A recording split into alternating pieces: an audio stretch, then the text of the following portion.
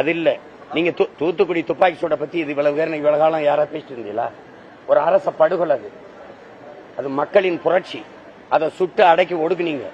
அன்னைக்கு அந்த அரசு பொறுப்பேற்றுச்சா? போய் பார்த்து எல்லாரும் அதுக்கு ஊக்கத்தொகை கொடுத்தீங்களா? வீட்டுக்கு ஒருத்தருக்கு வேலை கொடுப்போம்னு சொன்னீங்களா?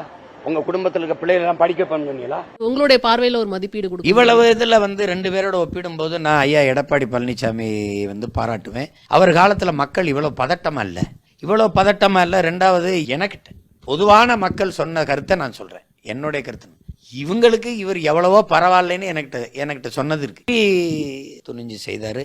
அதுல அந்த மாதிரி அவருடைய 4.5 ஆண்டுகள்ல நான் நினைக்கிறேன் இவ்வளவு பதட்டமா நாடும் மக்களும் இல்லைன்னு நான் நினைக்கிறேன். ஆனா அவர் அறிவு இல்லைன்னா எப்படி சொல்லுவீங்க? 4 ஆண்டு நாட்டு முதலமைச்சராக இருந்தால் தற்கொலை இருந்தான்ட்டாரா? இவ்வளவு பதட்டம், இவ்வளவு தப்பான திட்டங்கள் ஏதாவது அவர் ஆட்சியில் இருந்ததான் பாருங்க. ஒவ்வொரு நாளும் பதறி எந்திரிக்க வேண்டியது என்ன நடக்கும்னு இப்படித்தான் காங்கிரஸ் விட்டுக்கிட்டு இருந்தாரா? சொல்லுங்க, நீங்க சொல்லுங்க. சொல்லுங்க, ஒன்றும் பேச மாட்டீங்க. கேள்வி நீங்க தான் கேட்பீங்க. நான் கேட்டா சொல்ல மாட்டீங்க.